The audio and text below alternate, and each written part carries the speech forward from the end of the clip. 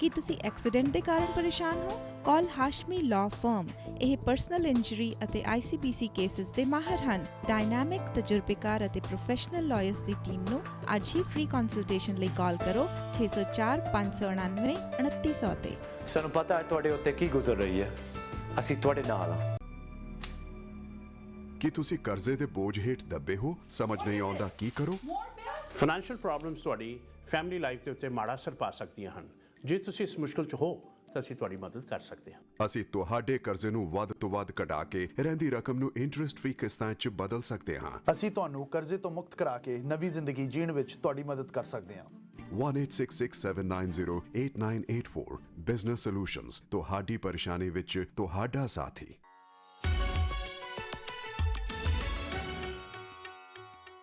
ਸੋ break ਤੋਂ ਪਹਿਲਾਂ ਜਿਹੜਾ ਤੁਸੀਂ ਵਰਣਨ ਕੀਤਾ ਜੀ, ਜੋ ਸਥਿਤੀ ਬਣੀ ਪਈ ਹੈ, ਕਾਫੀ ਸਮੱਸਿਆ ਵੱਡੀ ਹੈਗੀ ਹੈ। ਨਾਲ ਮੁੱਖ ਤੌਰ ਦੇ ਉੱਤੇ ਜਿਹੜਾ ਇਸ ਸੋਚ ਨਾਲ ਜਿਹੜੇ ਲੋਕ ਜੁੜੇ ਹੋਏ ਨੇ, ਜਿਨ੍ਹਾਂ ਨੂੰ ਕਿ ਅਸੀਂ ਕਹਿੰਦੇ ਹਾਂ ਕਿ ਵਿਚਾਰਵਾਨ ਲੋਕ ਜਿਹੜੇ ਹੈਗੇ ਨੇ, ਉਹਨਾਂ ਵੱਲੋਂ ਜਿਹੜਾ ਅਰਦਾਸ ਪ੍ਰਤੀ ਵੀ ਜਿਹੜਾ ਹੈਗਾ ਤੁਹਾਡੀ ਸੋਚ ਉਹ ਵੀ ਅੱਗੇ ਆਈ ਕਿ ਇਸ ਦੇ ਵਿੱਚ ਵੀ ਤੁਸੀਂ ਕਿੰਤੂ ਪਰੰਤੂ ਜਿਹੜਾ ਕੀਤਾ ਹੈਗਾ, ਕਿਉਂਕਿ ਹਰ ਚੀਜ਼ ਨੂੰ ਜੇਕਰ ਅਸੀਂ ਕਿੰਤੂ ਪਰੰਤੂ ਕਰ ਰਹੇ ਹਾਂ ਉਹਦਾ ਕੋਈ ਆਲਟਰਨੇਟਿਵ ਜਿਹੜਾ ਹੈਗਾ ਉਹ ਵੀ ਜ਼ਰੂਰ ਹੋਣਾ ਚਾਹੀਦਾ ਹੈ। ਸੋ ਕਾਕਾ ਸਾਹਿਬ, ਉਹਦੇ ਬਾਰੇ ਦੱਸੋ ਕਿ ਇਹਦੇ ਬਾਰੇ ਤੁਸੀਂ ਜਿਹੜਾ ਅਰਦਾਸ ਨੂੰ ਸਮਝਦੇ ਹੋ ਜਿਸ ਵਿੱਚ ਕਿ ਕੁਝ ਚੇਂਜਸ ਲਿਆਉਣ ਦੀ ਲੋੜ ਹੈ, ਤੇ ਉਹਦਾ ਆਲਟਰਨੇਟਿਵ ਕੀ ਹੈਗਾ? ਹਾਂਜੀ ਵੀਰ ਜੀ, ਇਹਦਾ ਆਲਟਰਨੇਟਿਵ ਹੈ ਕਿ ਅਸੀਂ ਅਰਦਾਸ ਤੋਂ ਜਦੋਂ 10 ਗੁਰੂਆਂ ਨੂੰ ਯਾਦ ਕਰਦੇ ਹਾਂ ਕਿ 10 ਗੁਰੂ ਸਾਹਿਬਾਨ ਦਾ ਧਿਆਨ ਧਰ ਕੇ ਬੋਲੋ ਜੀ ਵਾਹਿਗੁਰੂ, ਉਹਨਾਂ ਦੇ ਕੀਤੇ ਪਰਉਪਕਾਰਾਂ ਨੂੰ ਆਪਣੀ ਜ਼ਿੰਦਗੀ 'ਚ ਢਾਲਣਾ ਹੈ ਤੇ ਉਹਨਾਂ ਵਰਗੇ ਬਣਨ ਦਾ ਯਤਨ ਕਰਨਾ ਹੈ। ਜਦੋਂ 4 ਸਾਹਿਬਜ਼ਾਦਿਆਂ ਦਾ ਜ਼ਿਕਰ ਕਰਦੇ ਹਾਂ ਤਾਂ 4 ਸਾਹਿਬਜ਼ਾਦਿਆਂ ਦੇ ਬਾਰੇ ਅਸੀਂ ਪੜ੍ਹ ਕੇ ਇਹ ਮਹਿਸੂਸ ਕਰੀਏ ਕਿ ਅਸੀਂ ਵੀ ਕੁਝ ਨਾ ਕੁਝ ਉਹਨਾਂ ਵਰਗੇ ਗੁਣ ਧਾਰਨ ਕਰੀਏ। 5 ਪਿਆਰਿਆਂ ਦਾ ਜਦੋਂ ਜ਼ਿਕਰ ਕਰਦੇ ਹਾਂ ਉਹਨਾਂ ਵਰਗੇ ਬਣਨ ਦਾ ਯਤਨ ਕਰੀਏ। ਬਾਕੀ ਸਾਰੀ ਜਿਹੜੀ ਅਰਦਾਸ ਹੈ ਉਹ ਸਾਨੂੰ ਇੱਕ ਮਹਾਨ ਉਪਦੇਸ਼ ਦਿੰਦੀ ਹੈ, ਉਤਸ਼ਾਹ ਦਿੰਦੀ ਹੈ। ਅਸੀਂ ਉਹਦੇ ਵਿੱਚ ਦੱਸੇ ਗੁਣਾਂ ਵਰਗੇ ਜਿਹੜੇ ਗੁਣ ਨੇ ਉਹਨਾਂ ਗੁਣਾਂ ਵਾਲੇ ਇਨਸਾਨ ਬਣਨ ਦਾ ਯਤਨ ਕਰੀਏ। ਇਹ ਇਹਦੇ ਚੋਂ ਲੈਣਾ ਹੈ। ਦੂਜਾ ਪੱਖ ਜਿਹੜਾ ਮੰਤਰ ਜਾਪ ਵਾਲਾ ਕਿ ਅਰਦਾਸ ਕਰਨ ਦੇ ਨਾਲ ਇਹ ਕੰਮ ਪੂਰੇ ਹੋ ਜਾਣਗੇ, ਉੱਥੇ ਮੈਂ ਖਿਮਾ ਚਾਹੁੰਦਾ ਸਾਰੇ ਭੈਣਾਂ ਭਰਾਵਾਂ ਤੋਂ, ਜੇ ਅਰਦਾਸ ਕਰਕੇ ਸਾਰੇ ਕੰਮ ਹੁੰਦੇ ਨੇ ਤਾਂ ਗੁਰੂ ਨਾਨਕ ਸਾਹਿਬ ਨੂੰ ਹੋਰ ਕੰਮ ਕਰਨ ਦੀ ਲੋੜ ਹੀ ਨਹੀਂ ਸੀ, ਆਪ ਹੀ ਅਰਦਾਸ ਕਰ ਜਾਂਦੇ। 10ਮ ਪਾਤਸ਼ਾਹ ਹਜ਼ੂਰ ਨੂੰ ਆਪਣੇ ਪੁੱਤਰ ਅਤੇ ਸਿੱਖ ਵਾਰਨ ਦੀ ਲੋੜ ਨਹੀਂ ਸੀ ਅਰਦਾਸ ਕਰਨ ਦੇ। ਔਰੰਗਜ਼ੇਬ ਨੂੰ ਕੋਈ ਨੁਕਸਾਨ ਨਾ ਕਰਦੇ, ਕੇਵਲ ਉਹਦਾ ਮਨ ਹੀ ਬਦਲ ਦਿੰਦੇ। ਇਹ ਕੇਵਲ ਪੁਜਾਰੀ ਟੋਲਿਆਂ ਦੇ ਸ਼ੁਰੂ ਕੀਤੇ ਕੰਮ ਨੇ ਕਿ ਤੁਸੀਂ ਸਾਡੇ ਕੋਲੋਂ ਅਰਦਾਸ ਕਰਾਓ, ਕਿਉਂਕਿ ਅਰਦਾਸ ਦੇ ਵੱਟੇ ਕੋਈ ਜੋ ਪੈਸੇ ਵੱਟਦੇ ਨੇ, ਬੈਠੇ ਬਿਠਾਇਆਂ ਨੂੰ ਚੰਗੀ ਇਨਕਮ ਹੋ ਜਾਂਦੀ ਹੈ ਤੇ ਉਹ ਮੈਦਾਨ 'ਚ ਜਾਣ ਦੀ, ਕੰਮ ਕਰਨ ਦੀ ਉਹਨਾਂ ਨੂੰ ਲੋੜ ਕੋਈ ਨਹੀਂ ਰਹਿੰਦੀ ਹੈ। ਸਾਨੂੰ ਉਹ ਇਸ ਰਾਹ ਨਹੀਂ ਬਲਕਿ ਕੁਰਾਹ ਪਾ ਰਹੇ ਨੇ। ਜੋ ਅਰਦਾਸ ਦੇ ਵਿੱਚ, ਜੋ ਗੁਰਬਾਣੀ ਦੇ ਵਿੱਚ ਉਪਦੇਸ਼ ਹੈ ਉਹ ਤੋਂ ਮੋੜ ਕੇ ਮੰਤਰ ਜਾਪ ਜਾਂ ਅਰਦਾਸ ਰਾਹੀਂ ਸਾਰੇ ਕੰਮ ਪੂਰੇ ਕਰਨੇ, ਇਹਦਾ ਸਾਨੂੰ ਉਪਦੇਸ਼ ਉਹਨਾਂ ਨੇ ਕਰ ਦਿੱਤਾ। ਸਾਡੇ ਮਨਾਂ 'ਚ ਬਹਿ ਗਿਆ, ਸਾਨੂੰ ਇਹ ਧਰਮ ਦਾ ਅੰਗ ਲੱਗਣ ਲੱਗ ਪਿਆ ਜਦੋਂ ਕਿ ਇਹ ਧਰਮ ਦਾ ਅੰਗ ਨਹੀਂ ਸੀ। ਨਾਮ ਜਪਣਾ, ਸਿਮਰਨ ਕਰਨਾ, ਇਹਦੀ ਬੜੀ ਮਹਿਮਾ ਹੈ ਜਿਹੜੀ ਆਉਂਦੀ ਗੁਰਬਾਣੀ ਦੇ ਵਿੱਚ। ਤੇ ਇਸ ਬਾਰੇ ਵੀ ਜੋ ਤੁਸੀਂ ਕਹਿ ਰਹੇ ਹੈਗੇ ਹੋ, ਕਿਉਂਕਿ ਅੱਜ ਇਹ ਵੀ ਇੱਕ ਫੈਸ਼ਨ ਬਣ ਗਿਆ ਕਿ ਇਸ ਤਰੀਕੇ ਨਾਲ ਜੇਕਰ ਤੁਸੀਂ ਨਾਮ ਜਪਦੇ ਹੋ ਤਾਂ ਤੁਹਾਨੂੰ ਇਹ ਪ੍ਰਾਪਤੀ ਹੋਏਗੀ, ਇਹ ਕਰੋਗੇ ਤਾਂ ਉਹ ਕਰੋਗੇ। ਇੱਥੋਂ ਤੱਕ ਕਿ ਤੁਹਾਡੇ ਰੋਗਾਂ ਨੂੰ ਵੀ ਖੰਡਨ ਕਰਨ ਲਈ ਹੁਣ ਬਾਣੀ ਦਾ ਇਸਤੇਮਾਲ ਕੀਤਾ ਜਾ ਰਿਹਾ ਹੈਗਾ। ਸੋ ਤੁਹਾਡੇ ਹਿਸਾਬ ਨਾਲ ਜੋ ਗੁਰੂ ਨਾਨਕ ਸਾਹਿਬ ਦੀ, ਜੋ ਗੁਰੂ 10 ਗੁਰੂਆਂ ਦੀ ਜਿਹੜੀ ਕਨਸੈਪਟ ਸੀ, ਸੋਚ ਸੀ, ਉਹ ਕੀ ਸੀ? ਨਾਮ ਕੀ ਹੈ ਤੇ ਸਿਮਰਨ ਕੀ ਹੈ? ਨਾਮ ਹੈ ਜੀ ਗੁਰੂ ਦਾ ਉਪਦੇਸ਼। ਇਹਨੂੰ ਅੱਜ ਦੇ ਹਾਲਾਤ 'ਚ ਜੇ ਆਪਾਂ ਵਰਤ ਲਈਏ, ਨਾਮ ਮੈਨੇ ਕੁਦਰਤ ਦਾ ਨਿਯਮ। ਜਿਹੜਾ ਇਨਸਾਨ ਕੁਦਰਤ ਦੇ ਨਿਯਮ ਨੂੰ ਸਮਝ ਗਿਆ, ਉਹ ਨਿਯਮ ਨੂੰ ਸਮਝ ਕੇ ਉਹਨੇ ਜਹਾਜ਼ ਬਣਾ ਲਿਆ, ਉਹਨੇ ਕੰਪਿਊਟਰ ਬਣਾ ਲਿਆ, ਉਹਨੇ ਮੋਬਾਈਲ ਬਣਾ ਲਿਆ, ਉਹਨੇ ਕਾਰਾਂ ਬਣਾ ਲਈਆਂ, ਉਹਨੇ ਇਲਾਜ ਲੱਭ ਲਿਆ, ਉਹਨੇ ਵਿੱਦਿਆ ਪੜ੍ਹ ਲਈ। ਜਾਣੀ ਕਿ ਇਸ ਧਰਤੀ ਦੇ ਉੱਤੇ ਮਨੁੱਖ ਬਾਦਸ਼ਾਹ ਹੈ, ਪਰ ਬਾਦਸ਼ਾਹ ਹੋਣ ਵਾਸਤੇ ਉਹਨੂੰ ਗੁਣਾਂ ਦਾ ਧਾਰਨ ਹੋਣਾ ਹੀ ਪਵੇਗਾ। ਤੇ ਜਿਨ੍ਹਾਂ ਨੇ ਇਸ ਨਿਯਮ ਨੂੰ ਸਮਝ ਲਿਆ ਕਿ ਰਾਜ ਕਿਵੇਂ ਲੈਣਾ ਹੈ, ਮਾਣ ਸਨਮਾਨ ਕਿਵੇਂ ਆਪਣਾ ਬਣਾਉਣਾ ਹੈ ਤੇ ਆਪਣੀਆਂ ਲੋੜਾਂ ਜ਼ਿੰਦਗੀ ਦੀਆਂ ਕਿਵੇਂ ਪੂਰੀ ਕਰਨੀਆਂ ਨੇ, ਉਹਨਾਂ ਨੇ ਜਿਨ੍ਹਾਂ ਨੇ ਨਿਯਮ ਸਮਝ ਲਿਆ ਉਹ ਤਾਂ ਹੋ ਗਏ ਕਾਮਯਾਬ। ਜਿਹੜੇ ਕੇਵਲ ਨਾਮ ਸਿਮਰਨ ਦੇ ਵਿੱਚ ਪੈ ਗਏ, ਅੱਜ ਭਾਰਤ ਦੇ ਵਿੱਚ ਲੱਖਾਂ ਸਾਧ ਨਾਮ ਸਿਮਰਨ ਕਰਵਾ ਰਹੇ ਨੇ ਸਮੇਤ ਸਿੱਖਾਂ ਦੇ, ਤੇ ਉਹ ਤਕਰੀਬਨ ਭੁੱਖੇ ਮਰਨ ਦੇ ਨੇੜੇ ਤੇੜੇ ਨੇ। ਆਪ ਖੁਦ ਭੀਖ ਮੰਗ ਕੇ ਰੋਟੀ ਖਾ ਰਹੇ ਨੇ, ਲੋਕਾਂ ਦੀਆਂ ਜਿਹੜੀਆਂ ਦਿੱਤੀਆਂ ਦਾਤਾਂ ਨੇ ਉਹਦੇ ਤੋਂ ਆਪਣੀਆਂ ਲੋੜਾਂ ਪੂਰੀਆਂ ਕਰ ਰਹੇ ਨੇ। ਇੱਥੇ ਮੈਂ ਨਾਮ ਸਿਮਰਨ ਬਾਰੇ ਇੱਕੋ ਗੱਲ ਦੀ ਤੁਹਾਨੂੰ ਉਦਾਹਰਨ ਦਿਆਂਗਾ। ਬੰਦਾ ਸਿੰਘ ਬਹਾਦਰ, ਜਿਹਨੂੰ ਮਾਧੋ ਦਾਸ ਬੈਰਾਗੀ ਪਹਿਲਾਂ ਕਹਿੰਦੇ ਸੀ, ਉਹ ਬੈਰਾਗੀ ਪਹਿਲਾਂ ਨਾਮ ਸਿਮਰਨ ਕਰ ਰਿਹਾ ਸੀ ਸਾਧ ਰੂਪ ਦੇ ਵਿੱਚ, ਜਿਵੇਂ ਕਿ ਕਹਾਣੀ ਪ੍ਰਚਲਿਤ ਹੈ। ਤੇ ਉਹਦੇ ਵਿੱਚ ਉੱਥੇ ਗੁਰੂ ਨਾਨਕ ਸਾਹਿਬ ਗੁਰੂ ਗੋਬਿੰਦ ਸਿੰਘ ਸਾਹਿਬ ਪਹੁੰਚੇ ਤੇ ਗੁਰੂ ਗੋਬਿੰਦ ਸਿੰਘ ਸਾਹਿਬ ਨੇ ਉਹਨੂੰ ਪਹਿਲਾਂ ਵਾਲੇ ਨਾਮ ਤੋਂ ਹਟਾ ਕੇ ਖੰਡੇ ਕੀ ਪਹਲ ਦੇ ਕੇ ਨਾਲ ਸਿੰਘਾਂ ਦਾ ਜਥਾ ਦੇ ਕੇ ਕਿਰਪਾਨਾਂ ਪਹਿਨਾ ਕੇ ਪਕੜਾ ਕੇ ਉਹਨੂੰ ਕਹਿ ਦਿੱਤਾ, ਪੰਜਾਬ ਦੇ ਵਿੱਚ ਜ਼ੁਲਮ ਹੋ ਰਿਹਾ, ਜਾ ਕੇ ਜ਼ੁਲਮ ਦਾ ਖਾਤਮਾ ਕਰੋ। ਜੋ 8 ਸਾਲ ਦੇ ਥੋੜੇ ਸਮੇਂ ਦੇ ਵਿੱਚ ਬੰਦਾ ਸਿੰਘ ਬਹਾਦਰ ਨੇ ਕਾਰਜ ਕੀਤਾ, ਰਹਿੰਦੀ ਦੁਨੀਆ ਤੱਕ ਯਾਦ ਕੀਤਾ ਜਾਵੇਗਾ। ਉਹਦੀ ਬਹਾਦਰੀ ਦੇ ਅੱਗੇ ਸਿਰ ਝੁਕਦਾ ਹੈ। ਹੁਣ ਇੱਥੇ ਸਵਾਲ ਪੈਦਾ ਹੁੰਦਾ ਹੈ, ਬੰਦਾ ਸਿੰਘ ਜਿਹੜਾ ਨਾਮ ਪਹਿਲਾਂ ਜਪ ਰਿਹਾ ਸੀ ਉਹ ਠੀਕ ਸੀ ਜੇ, ਤਾਂ ਗੁਰੂ ਗੋਬਿੰਦ ਸਿੰਘ ਨੇ ਇੱਕ ਉਹ ਪਹਿਲੇ ਨਾਮ ਤੋਂ ਹਟਾ ਕੇ ਉਹਨੇ ਹੋਰ ਨਵਾਂ ਨਾਮ ਜੰਗ ਲੜਨ ਦਾ ਨਾਮ ਉਹਨੂੰ ਕਿਉਂ ਦੇ ਦਿੱਤਾ? ਤੋਂ ਮੈਂ ਤੇ ਪੂਰੀ ਕਿਤਾਬ 300 ਪੰਨਿਆਂ ਦੀ ਲਿਖ ਚੁੱਕਿਆ, ਜਿਹਨਾਂ ਨਾਮ ਜਪਿਆ ਤੇ ਨਾ ਤੇ ਗਵਾਹੀ। ਤੇ ਉਹ ਵਿਹਲੇ ਨਹੀਂ ਬੈਠੇ। ਤੇ ਸਿੱਖਾਂ ਨੇ ਮੈਦਾਨ ਦੇ ਜੰਗ ਦੇ ਵਿੱਚ ਜੋ ਤੇਗਾਂ ਵਾਹੀਆਂ ਫਿਰ ਉਹ ਬੇਕਾਰ ਜਾਂਦੀਆਂ ਨੇ। ਜੇ ਨਾਮ ਦੇ ਨਾਲ ਸਾਰਾ ਕੁਝ ਪ੍ਰਾਪਤੀ ਹੁੰਦੀ ਹੈ ਤਾਂ ਫਿਰ ਇਹਨਾਂ ਸਿੱਖਾਂ ਨੂੰ ਲੜਨ ਦੀ ਅਤੇ ਮਰਨ ਦੀ ਉੱਕਾ ਲੋੜ ਨਹੀਂ ਸੀ ਹੋਣੀ। ਇਹ ਸਾਨੂੰ ਕੁਰਾਹੇ ਪਾਇਆ ਗਿਆ ਹੈ। ਨਾਮ ਦਾ ਮਤਲਬ ਹੈ ਗੁਰੂ ਦਾ ਉਪਦੇਸ਼, ਗੁਰਬਾਣੀ ਅਨੁਸਾਰੀ ਜੀਵਨ ਅਤੇ ਨਾਲ ਕੁਦਰਤ ਦੇ ਨਿਯਮ ਨੂੰ ਸਮਝਣਾ ਕਿ ਅਸੀਂ ਤੰਦਰੁਸਤ ਕਿਵੇਂ ਹੋਣਾ। ਜਿਵੇਂ ਰੋਗਾਂ ਦੀ ਤੁਸੀਂ ਗੱਲ ਕੀਤੀ ਸੀ ਕਿ ਰੋਗ ਕੱਟੇ ਜਾਂਦੇ ਨੇ ਨਾਮ ਸਿਮਰਨ ਦੇ ਨਾਲ, ਤੇ ਫਿਰ ਹਸਪਤਾਲ ਅੱਜ ਤੱਕ ਮੁੱਕ ਜਾਣੇ ਚਾਹੀਦੇ ਸੀ। ਸ਼੍ਰੋਮਣੀ ਗੁਰਦੁਆਰਾ ਪ੍ਰਬੰਧਕ ਕਮੇਟੀ ਨੇ ਖੁਦ ਗੁਰੂ ਰਾਮਦਾਸ ਹਸਪਤਾਲ ਬਣਾਇਆ ਹੈ। ਅੰਮ੍ਰਿਤਸਰ ਦੇ ਵਿੱਚ ਪਿੰਗਲਵਾੜਾ ਬਣਿਆ ਹੋਇਆ ਹੈ। ਦੁਨੀਆ ਭਰ ਦੇ ਵਿੱਚ ਰੋਗਾਂ ਦਾ ਘਾਟਾ ਕੋਈ ਨਹੀਂ। ਉਹ ਰੋਗ ਸਾਰੇ ਹਟਾਉਣ ਵਾਸਤੇ ਉਹਨਾਂ ਸਾਰਿਆਂ ਨੂੰ ਨਾਮ ਦਾ ਮੰਤਰ ਦੇ ਦਿੰਦੇ ਤੇ ਰੋਗ ਤਾਂ ਕੱਟੇ ਜਾਣੇ ਚਾਹੀਦੇ ਸੀ। ਜਦੋਂ ਕਿ ਵੱਡੇ ਵੱਡੇ ਕਹਿੰਦੇ ਕਹਾਉਂਦੇ ਸੰਤ ਮਹੰਤ ਆਪ ਡਾਕਟਰਾਂ ਕੋਲੇ ਜਾ ਕੇ ਗਿੜਗੜਾਉਂਦੇ ਨੇ ਕਿ ਮੇਰਾ ਇਲਾਜ ਕਰ ਦਿਓ ਜੀ, ਤੁਹਾਡੇ ਵੱਡਾ ਡਾਕਟਰ ਜਾਣ ਕੇ ਮੈਂ ਆਇਆ ਜੀ, ਜਿਹਦੇ ਕੋਲ ਬਹੁਤਾ ਪੈਸਾ ਵਿਦੇਸ਼ਾਂ ਨੂੰ ਵੀ ਚਲੇ ਜਾਂਦੇ ਨੇ। ਤੇ ਗੁਰੂ ਪਿਆਰ ਵਾਲਿਓ, ਇੱਕ ਪਾਸੇ ਆ ਪ੍ਰਚਲਿਤ ਧਾਰਨਾਵਾਂ ਤੇ ਇੱਕ ਪਾਸੇ ਆ ਜ਼ਿੰਦਗੀ ਦਾ ਅਸਲੀਅਤ ਸੱਚ। ਉਹ ਸੱਚ ਨੂੰ ਸਮਝੋ ਕਿ ਹਸਪਤਾਲਾਂ ਦੀ ਆਪਣੀ ਲੋੜ ਹੈ, ਗੁਰੂ ਦੇ ਉਪਦੇਸ਼ ਦੀ ਆਪਣੀ ਵੱਖਰੇ ਕਿਸਮ ਦੀ ਲੋੜ ਹੈ। ਤਗੜ ਸਾਹਿਬ, ਜਿਸ ਤਰ੍ਹਾਂ ਅੱਜ ਦੇਖ ਰਹੇ ਹਾਂ ਕਿ ਦੁਨੀਆ ਭਰ ਵਿੱਚ ਇਨਸਾਨ ਸਟ੍ਰੈਸ ਵਿੱਚ ਹੈਗਾ, ਉਸ ਵਾਸਤੇ ਮੈਡੀਟੇਸ਼ਨ ਦਾ ਕਨਸੈਪਟ ਜਿਹੜਾ ਬੜਾ ਅੱਗੇ ਆ ਰਿਹਾ ਹੈਗਾ ਕਿ ਸਿੱਖ ਧਰਮ ਵਿੱਚ ਮੈਡੀਟੇਸ਼ਨ ਦਾ ਕੋਈ ਕਨਸੈਪਟ ਨਹੀਂ ਹੈਗਾ। ਮੈਡੀਟੇਸ਼ਨ ਦੀ ਇਕਾਗਰ ਚਿੱਤ ਹੋ ਕੇ ਆਪਣਾ ਗਿਆਨ 'ਚ ਵਾਧਾ ਕਰਨਾ, ਆਪਣੀਆਂ ਕਮੀਆਂ ਕਮਜ਼ੋਰੀ ਨੂੰ ਲੱਭਣਾ ਤੇ ਮੈਂ ਅੱਗੇ ਕਿਵੇਂ ਵਧਣਾ ਇਹ ਵੇਖਣਾ। ਮੈਂ ਜੇ ਪਿਛਲੇ ਸਮੇਂ 'ਚ ਫੇਲ ਹੋਇਆ, ਗਲਤੀਆਂ ਹੋਈਆਂ ਨੇ, ਉਹਨਾਂ ਨੂੰ ਗਲਤੀਆਂ ਅੱਗੇ ਨੂੰ ਨਾ ਹੋਣ, ਮੈਂ ਕਾਮਯਾਬ ਕਿਵੇਂ ਹੋਣਾ। ਜਿਹੜੇ ਮੇਰੇ ਆਲੇ ਦੁਆਲੇ ਲੋਕ ਕਾਮਯਾਬ ਨਜ਼ਰ ਆਉਂਦੇ ਨੇ, ਇਹਨਾਂ ਦੀ ਕਾਮਯਾਬੀ ਦਾ ਰਾਜ ਕੀ ਹੈ। ਜਿਹੜੇ ਫੇਲ ਹੋਏ ਨੇ ਉਹ ਫੇਲ ਕਿਉਂ ਹੋਏ ਨੇ। ਇਸ ਤਰ੍ਹਾਂ ਦੁਨੀਆ ਦਾ ਗਿਆਨ ਜਦੋਂ ਪੜ੍ਹੋਗੇ ਸਾਨੂੰ ਫਿਰ ਪਤਾ ਲੱਗੇਗਾ ਕਿ ਮੈਂ ਕਿੱਥੇ ਫੇਲ ਹੋਇਆ, ਕਿੱਥੇ ਮੇਰੇ 'ਚ ਕਮਜ਼ੋਰੀ ਹੈ।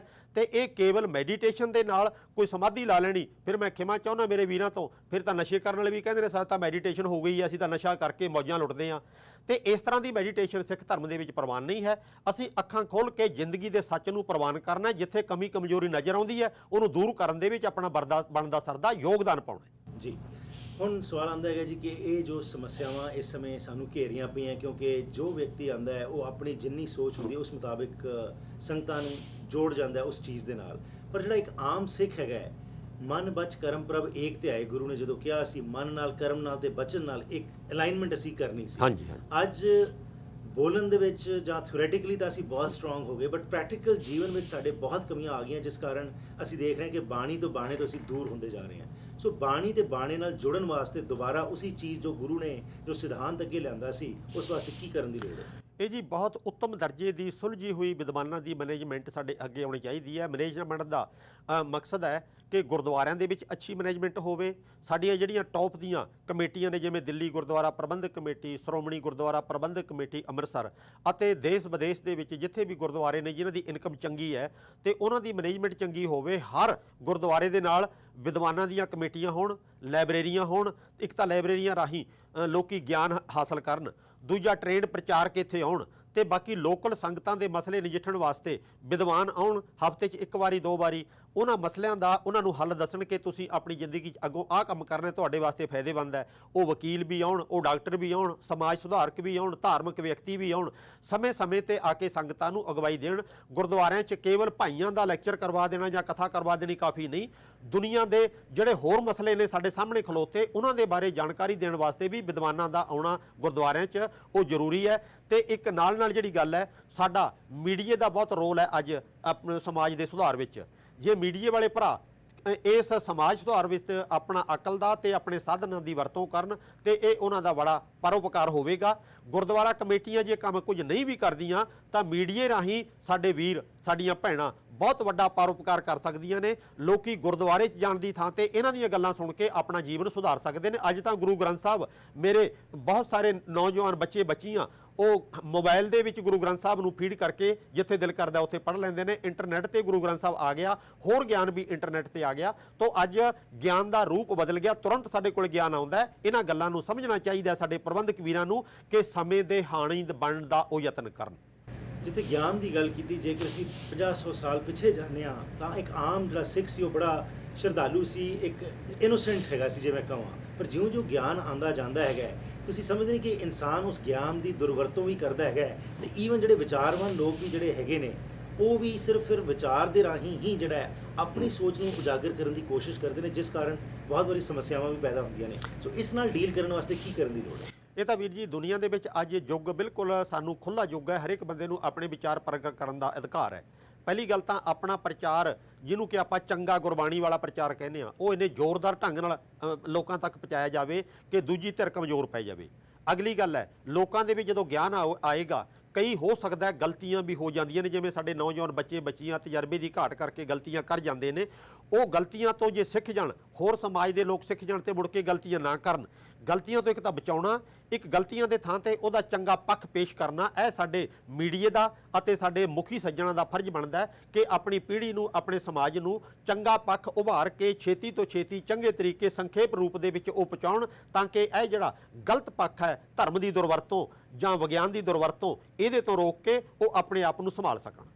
ਅਖੀਰ ਵਿੱਚ ਕਾਗਾ ਸਾਹਿਬ ਕੀ ਤੁਸੀਂ ਮੈਸੇਜ ਦੇਣਾ ਚਾਹੋਗੇ ਕਿ ਕਿਸ ਤਰੀਕੇ ਨਾਲ ਕੁਝ ਸ਼ੁਰੂਆਤ ਕੀਤੀ ਜਾਏ, ਕਿਉਂਕਿ ਇਸ ਸਮੇਂ ਲੋਕ ਜਿਹੜੇ ਉਹ ਗੁੱਟਾਂ 'ਚ ਵੰਡ ਚੁੱਕੇ ਨੇ ਤੇ ਜੁੜੇ ਗਏ ਨੇ, ਹਰ ਇੱਕ ਗੁੱਟ ਨਾਲ ਜੁੜੇ ਪਏ ਨੇ, ਜਦ ਕਿ ਗੁਰੂ ਦਾ ਸਿਧਾਂਤ ਜਿਹੜਾ ਹੈ ਉਹ ਇਹ ਕਹਿੰਦਾ ਕਿ ਬੈਠ ਕੇ ਇੱਕ ਦੂਸਰੇ ਨਾਲ ਅਸੀਂ ਵਾਰਤਾਲਾਪ ਕਰੀਏ, ਜੇਕਰ ਕੋਈ ਪ੍ਰੋਬਲਮ ਹੈਗੀ ਉਸ ਨੂੰ ਅਸੀਂ ਸੋਲਵ ਕਰੀਏ।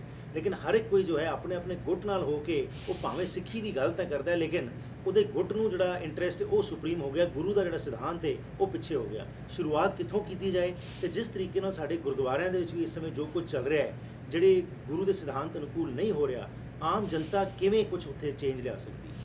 ਉੱਥੇ ਜੀ ਪਹਿਲੀ ਗੱਲ ਤਾਂ ਇਹ ਕਿ ਗੁਰਦੁਆਰੇ ਦੇ ਵਿੱਚ ਮੈਂ ਖਿਮਾ ਚਾਹੁੰਦਾ, ਇਹ ਬਹੁਤ ਸਾਰੇ ਪ੍ਰਬੰਧਕ ਵੀਰਾਂ ਨੂੰ ਗੱਲ ਬੁਰੀ ਲੱਗੇਗੀ, ਸੰਗਤਾਂ ਦੇ ਅੱਗੇ ਮੇਰੀ ਬੇਨਤੀ ਹੈ ਕਿ ਗੁਰਦੁਆਰੇ 'ਚ ਮਾਇਆ ਘੱਟ ਤੋਂ ਘੱਟ ਦਿੱਤੀ ਜਾਵੇ, ਕਿਉਂਕਿ ਮਾਇਆ ਦੀ ਇਸ ਵਕਤ 99% ਦੁਰਵਰਤੋਂ ਹੋ ਰਹੀ ਹੈ। ਤੇ ਜੇ ਤੁਸੀਂ ਉਹ ਮਾਇਆ ਗੁਰੂ ਦਾ ਦਸਵੰਧ ਜਾਣ ਕੇ ਕਿਤੇ ਲੇਖੇ ਲਾਉਣੀ ਹੈ ਤਾਂ ਆਪਣੇ ਰਿਸ਼ਤੇਦਾਰੀ 'ਚੋਂ, ਆਪਣੀ ਜਾਣ ਪਛਾਣ ਵਾਲੀ ਥਾਂ 'ਚੋਂ, ਆਪਣੇ ਪਿੰਡ 'ਚੋਂ, ਆਪਣੇ ਇਲਾਕੇ 'ਚੋਂ, ਜਿੱਥੇ ਵੀ ਤੁਸੀਂ ਲੋੜਵੰਦ ਸਮਝਦੇ ਹੋ, ਉਹਨੂੰ ਡਾਇਰੈਕਟ ਨਗਦ ਪੈਸਾ ਨਾ ਦਿਓ, ਉਹਦੀ ਕਿਤਾਬਾਂ ਖਰੀਦ ਦਿਓ, ਉਹਦੀ ਫੀਸ ਭਰ ਦਿਓ, ਉਹਨੂੰ ਪੜ੍ਹਨ ਦੇ ਵਿੱਚ ਤੁਸੀਂ ਆਪਣਾ ਯੋਗਦਾਨ ਪਾ ਦਿਓ, ਉਹਨੂੰ ਆਪਣੇ ਪੈਰਾਂ ਸਿਰ ਖੜਾ ਕਰਨ ਵਾਸਤੇ, ਬੱਚੇ ਬੱਚੀ ਦੀ ਤੁਸੀਂ ਲੋੜ ਪੂਰੀ ਕਰਨ ਵਾਸਤੇ ਮਾਇਆ ਦੀ ਜਿਹੜੀ ਖਰਚ ਕਰ ਦਿਓ। ਅੱਗੇ ਕੋਈ ਬਿਮਾਰ ਹੈ, ਕੋਈ ਅਪਾਹਜ ਹੈ, ਕੋਈ ਹੋਰ ਲੋੜਵੰਦ ਹੈ, ਉਹਦੀ ਲੋੜ ਉਸ ਤਰ੍ਹਾਂ ਪੂਰੀ ਕਰ ਦਿਓ। ਤੇ ਪ੍ਰਬੰਧਕ ਫਿਰ ਆਪਣੇ ਆਪ ਨੂੰ ਮਹਿਸੂਸ ਕਰਨਗੇ ਕਿ ਅਸੀਂ ਗਲਤ ਸੀ, ਸੰਗਤਾਂ ਨੇ ਸਾਨੂੰ ਜਗਾ ਦਿੱਤਾ ਹੈ। ਤੋਂ ਸੰਗਤਾਂ ਜਦੋਂ ਜਾਗ ਪਈਆਂ ਤਾਂ ਪ੍ਰਬੰਧਕਾਂ ਨੂੰ ਬਦਲਣਾ ਪਵੇਗਾ, ਸੁਧਰਨਾ ਪਵੇਗਾ। ਇਹ ਜਿਹੜਾ ਇੱਕ ਨਿਰੰਕਾਰ ਦਾ ਸੰਕਲਪ ਗੁਰੂ ਨਾਨਕ ਸਾਹਿਬ ਸੱਚੇ ਪਾਤਸ਼ਾਹ ਨੇ ਦਿੱਤਾ ਹੈ, ਅਸੀਂ ਉਸ ਇੱਕ ਅਕਾਲ ਪੁਰਖ ਦੇ ਪੁਜਾਰੀਆਂ, ਏਕਤਾ ਦੇ ਸੂਤਰ ਵਿੱਚ ਰਹਿਣਾ ਹੈ। ਗੁਰਬਾਣੀ ਦੇ ਚਾਨਣ ਚੱਲਾਂਗੇ ਤਾਂ ਏਕਤਾ ਦੇ ਸੂਤਰ ਵਿੱਚ ਪਰੋਏ ਜਾਵਾਂਗੇ, ਨਹੀਂ ਤਾਂ ਹਰ ਡੇਰੇਦਾਰ ਆਪੋ ਆਪਣੇ ਪਾਸੇ ਖਿੱਚ ਰਿਹਾ ਤੇ ਸਾਡੀ ਕਮਾਈ ਨੂੰ ਉਹ ਡਕਾਰ ਰਿਹਾ ਤੇ ਬੇਅੰਤ ਧਨ ਪਦਾਰਥ ਸਾਨੂੰ ਤਾਂ ਤਿਆਗ ਦੀ ਪੱਟੀ ਪੜ੍ਹਾ ਰਿਹਾ ਤੇ ਆਪ ਉਹ ਵੱਡੇ ਵੱਡੇ ਮਹਿਲ ਉਸਾਰ ਰਿਹਾ ਤੇ ਕਈ ਤਾਂ ਕਾਲਜ ਵੀ ਬਣਾ ਚੁੱਕੇ ਨੇ, ਕਈ ਆਪਣੀ ਕਮਾਈ ਵਾਸਤੇ ਸਕੂਲ ਖੋਲ ਚੁੱਕੇ ਨੇ। ਉਹ ਪਰਉਪਕਾਰ ਵਾਸਤੇ ਸਕੂਲ ਕਾਲਜ ਨਹੀਂ ਖੋਲੇ, ਬਲਕਿ ਉਹ ਵੀ ਉਹਨਾਂ ਨੇ ਕਮਾਈ ਦਾ ਸਾਧਨ ਬਣਾਇਆ ਹੋਏ ਨੇ। ਉੱਥੇ ਫ੍ਰੀ ਪੜ੍ਹਾਈ ਨਹੀਂ ਕਰਵਾਈ ਜਾਂਦੀ, ਬਲਕਿ ਵੱਡੀਆਂ ਵੱਡੀਆਂ ਫੀਸਾਂ ਲਈ ਜਾਂਦੀਆਂ ਨੇ। ਮੈਂ ਅਨੇਕਾਂ ਜਿਹੜੇ ਸਾਧ ਸੰਤ ਆਦਿਕ ਵੱਲੋਂ ਚਲਾਏ ਇਹ ਜਿਹੜੇ ਅਦਾਰੇ ਨੇ ਉਹ ਵੇਖ ਚੁੱਕਿਆ ਹੋਇਆ। ਤੋਂ ਸੰਗਤਾਂ ਸੁਚੇਤ ਹੋਣ ਤੇ ਜਿਹੜੇ ਮੀਡੀਆ ਵਾਲੇ ਵੀਰ ਨੇ ਇਹ ਆਪਣੇ ਫਰਜ਼ ਦੀ ਗੁਰਦੁਆਰੇ ਵਾਲੇ ਪ੍ਰਬੰਧਕਾਂ ਨਾਲੋਂ ਹੋਰ ਵੱਡੇ ਪੈਮਾਨੇ ਤੇ ਫਰਜ਼ ਦੀ ਪਛਾਣ ਕਰਨ, ਕਿਉਂਕਿ ਇਹ ਪੜ੍ਹਿਆ ਲਿਖਿਆ ਤਬਕਾ ਹੈ ਤੇ ਇਹਨਾਂ ਦਾ ਅਸਰ ਤੁਰੰਤ ਲੋਕਾਂ ਤੇ ਹੁੰਦਾ ਹੈ।